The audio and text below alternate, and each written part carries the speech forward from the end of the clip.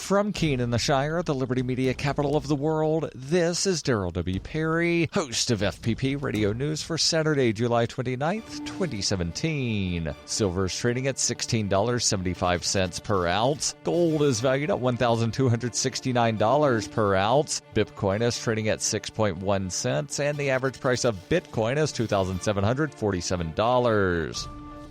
Antiwar.com reports after several months of warning they'd retaliate if the U.S. kept making hostile moves, Russia on Friday did so, seizing a pair of U.S. diplomatic properties and ordering the U.S. Embassy in Russia to reduce its staff to 455 by September. The sites are both in Moscow. Russia is giving the United States until Tuesday, August 1st, to be out of those two sites. This is more or less retaliation for the move in December, in which the Obama administration seized a pair of vacation houses owned by the Russian Embassy in the United States. Russia at the time said they were holding off retaliation, hoping the Trump administration would have a change of heart and return the properties. They did not. The cap of 455 embassy staff appears to be a significant reduction, though exactly how many that amounts to is not totally clear. Russia is not singling out specific people who have to leave, but has complained recently that there are too many U.S. spies in Moscow with embassy credentials. Some are speculating this could expel in excess of 100 embassy staffers and is retaliation to both the U.S. expulsion of Russian embassy staffers back in December and a growing array of U.S. sanctions against Russia. The U.S. Embassy issued a statement saying they had expressed strong disappointment and protest to the Russian government. Since Russia's been complaining about comparable moves from the U.S. side for 7 solid months, it's unlikely Russia is going to be too worried about U.S. disappointment.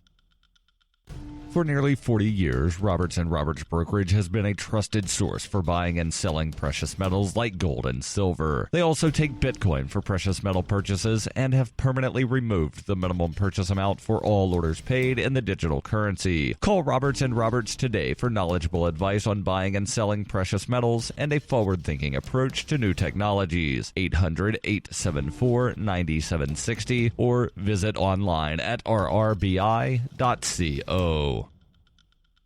UPI reports U.S. Representative John Delaney of Maryland announced Friday he is planning to challenge President Donald Trump in the 2020 presidential election. The third-term congressman revealed the news in an op-ed published by the Washington Post. In it, he called for bipartisanship to rise above our broken politics. He wrote, "We are letting critical opportunities to improve the country pass us by, and we are not even talking about the most important thing, the future. The victims of this leadership failure are the good people we've sworn to serve, and we are leaving our country ill-prepared for dramatic changes ahead. The current administration is making us less prosperous and less secure. The centrist Democrat isn't well known outside of his district, which is why he told the Baltimore Sun he's announcing his candidacy and outreach now." Delaney said, "I know what I'm getting into. I want to do all the hard work to earn the people's trust, to listen to them, and I feel like as I run this campaign over the next couple of years, people will get to know me." In the Post, Delaney touted his business acumen. He ran 2 publicly traded companies before the age of 40, and his fresh perspective on technological innovation and globalization. Delaney called for new infrastructure and international tax reform, as well as healthcare, immigration, and education reform with a focus on volunteerism and public service. In light of the announcement, Delaney says he does not plan to run for re-election to the House in 2018.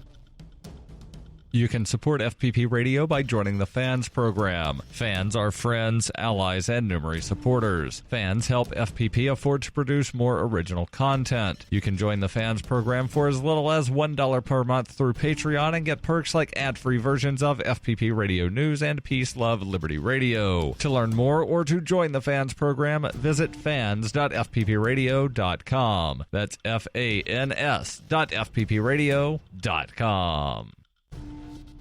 Reuters reports a sweetened beverage tax will take effect in Chicago on Wednesday after an Illinois judge threw out a lawsuit by retailers that argued the measure was vague and unlawful. Cook County, which includes Chicago and surrounding suburbs, joins a growing number of localities across the United States that have adopted measures to cut consumption of sugary drinks for health reasons, including Seattle and San Francisco. Cook County Circuit Judge Daniel Kubasiak decided in the county's favor on Friday, about a month after he had halted implementation of the penny per ounce tax in response to the lawsuit by the Illinois Retail Merchants Association. This has been FPP Radio News. Online at fppradio.com.